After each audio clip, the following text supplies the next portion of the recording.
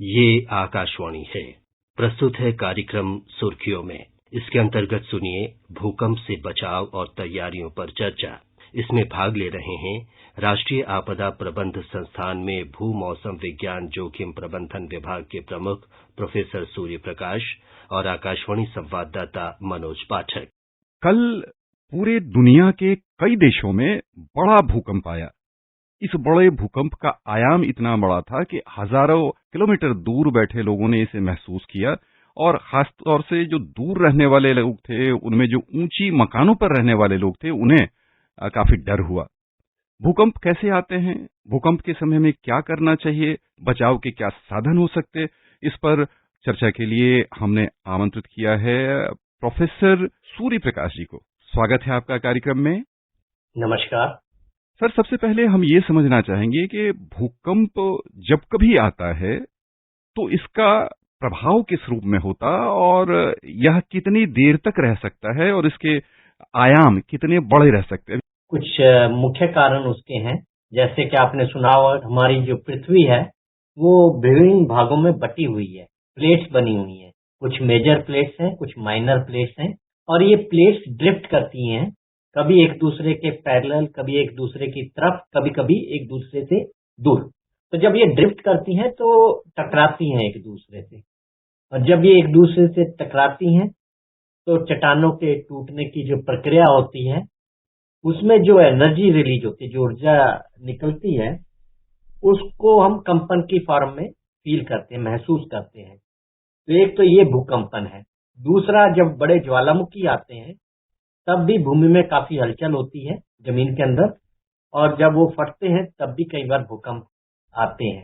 इसके अलावा जो हम बड़े रेजरवायर्स वगैरह रखते हैं, उनमें भी कभी कभी जो है फॉल्ट प्लेन्स के अलोंग होते हैं और उसमें एक्टिवेशन हो जाता है, तो उससे भी भूकंप आते हैं, जिसको हम रेजरवायर इंड्यूस्ड साइस्मिसिटी कहते हैं। ये तो है कुछ मुख्य कारण। इसके अलावा जो हमारा हिमालय क्षेत्र है, इसमें प्लेट जंक्शन के अलावा हमारे यहाँ जो अंदर इंट्राप्लेट का रीजन है, उसमें भी बहुत सारे फॉल्ट और थ्रस्ट होते हैं। यहाँ पे जो चट्टानें हैं काफी कटी फटी रहती हैं और जो मूव करती रहती हैं, तो इनकी मूवमेंट्स की वजह से भी जो फॉल्ट और थ्रस्ट के अलोंग मूवमेंट्स होते हैं, भूकंप जनित होते हैं, जिसको हम इंट्राप्लेट अर्थक्वेक्स कहते हैं। तो हमारे पास 4 तरह के अर्थक्वेक हुए। एक इंटरप्लेट अर्थक्वेक, जो प्लेट कोलिजन्स की वजह से होते हैं, प्लेट मूवमेंट्स की वजह से होते हैं। दूसरे वोल्केनिक अर्थक्वेक, जो अंडर अर्थ वोल्केनिक एक्टिविटीज होती हैं, ज्वालामुखी पड़ते हैं, उनकी वजह से होते हैं। तीसरा हमारा इंट्राप्लेट अर्थक्वेक, जो हमारे जो है फॉल्ट और थ्रस्ट की वजह से होते हैं।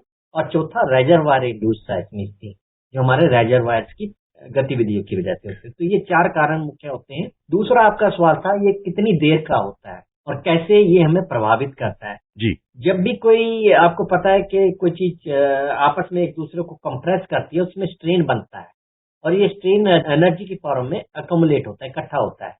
तो जब ये चट्टानें टूटती हैं, जो ऊर्जा इसमें इकट्ठी हुई इसमें, वो एकदम से डिस्पर्स होती है, तो ये ऊर्जा कंपन की फॉर्म में जाती है। तो ये कंपन अक्सर जो होती है मेन इवेंट्स, वो बहुत छोटे समय के लिए होती है।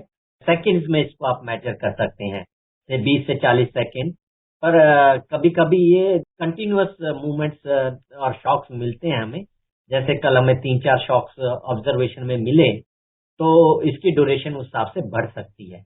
अब इसमें एक बात अक्सर जो हमारे सामने आती है, लोग कहते हैं कि हमने कंपन को महसूस किया, और ये कंपन तभी महसूस करते हैं जब भूकंप का जो परिमाण है वो 3 मैग्नीट्यूड से ज्यादा होता है रिक्टर स्केल पे। तो कल का जो परिमाण था वो 6.5 और 6.6 कहा गया। तो ज्यादातर लोगों ने हमारे हिंदुस्तान में, पाकिस्तान में, चाइना में, अफगानिस्तान में, ताजिकिस्तान में महसूस किया। तो इसमें हमें थोड़ा सा ये ध्यान देना पड़ता है कि ये झटके आ रहे हैं या कंपन जो महसूस हो रही है, क्या यह मेन अर्थक्वेक की इवेंट है, या वो फोर शॉक है, या आफ्टर शॉक है। तो इस संबंध में थोड़ा जानकारी दें कि लोगों का व्यवहार क्या रहना चाहिए भूकंप में, और उन्हें किन निर्देशों का पालन करना चाहिए। इसमें मैं एक बहुत बड़ी बात आपको बताना ये चाहूंगा कि भूकंप एक तरह की जमीन के अंदर की हलचल और कंपन है, ऊर्जा है जो चलती है जी। इस ऊर्जा या इस कंपन से कोई कैजुअलिटी नहीं होती है। कैजुअलिटीज तब होती हैं जब कोई हमारी स्ट्रक्चर या इंफ्रास्ट्रक्चर उस कंपन की वजह से ध्वस्त हो जाती है, या कुछ उसका पोर्शन गिर जाता है और उसमें कोई दब जाता है, या उससे किसी को चोट लग जाती है, तो या तो जख्मी हो जाते हैं लोग, या उसके नीचे दब के मृत हो जाते हैं। कई बार ऐसा भी होता है कि लोग डर के मारे भी कूद जाते हैं या शॉक हो जाते हैं, तो उससे भी कई बार प्रभाव पड़ता है। परंतु इसमें जो आपने कहा कि हमें क्या करना चाहिए और क्या नहीं करना चाहिए, अगर इसकी आपको जानकारी है, जानकारी के अभाव में हम डर के मारे सहम जाते हैं या जो गलत प्रतिक्रिया कर जाते हैं, तो हमें ये प्रतिक्रिया ना करके हमें सही तरीके से इसको रेस्पॉन्ड करना चाहिए। आपने कहा बहुमंजिला इमारत में है, जी। बड़े शहरों में ये अक्सर होता है, तो आपको वहां से भागने या दौड़ने की ज्यादा जरूरत नहीं है।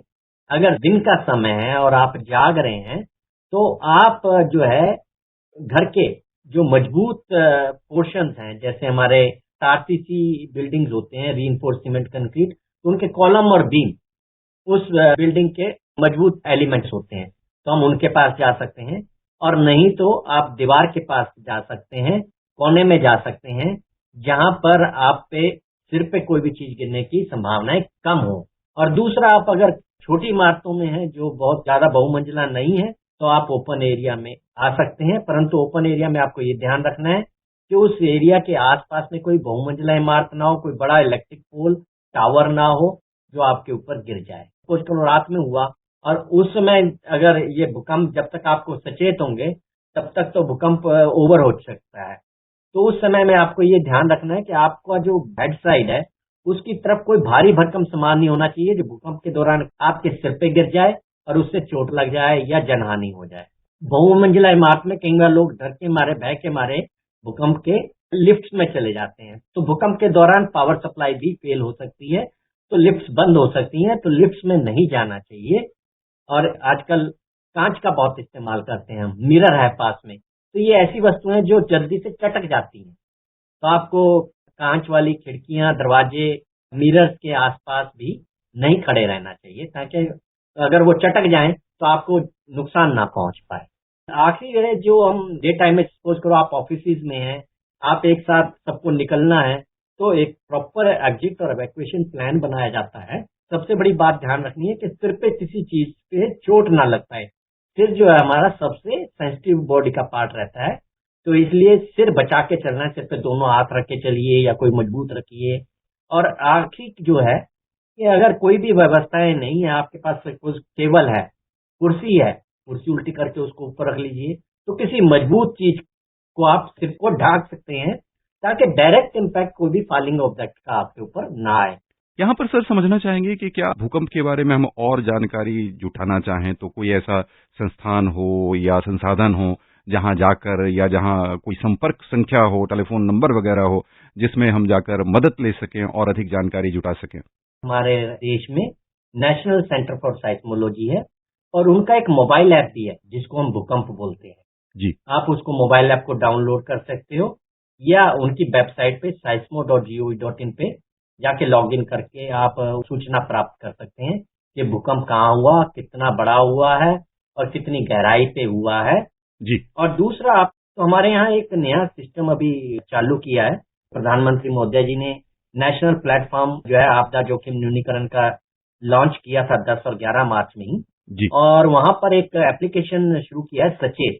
सचेत से भी हमें अर्ली वार्निंग मिल जाती है और उसमें एक नंबर दिया है 112। जैसे अमेरिका में 9/11 है, ऐसे हमारे यहाँ 112 लॉन्च किया गया है, जिसमें आप ये सूचना दे सकते हैं। इसमें चारों नंबर जगह सूचना पहुंचती है। जो पहले 100 पुलिस का था वो 101 एम्बुलेंस और 102 एम्बुलेंस, फायर और पुलिस के अलावा डिजास्टर मैनेजमेंट, ये सब जगह नंबर पहुंच जाता है। बहुत बहुत आभार सर, आपने बहुत अच्छी जानकारियां दी। धन्यवाद।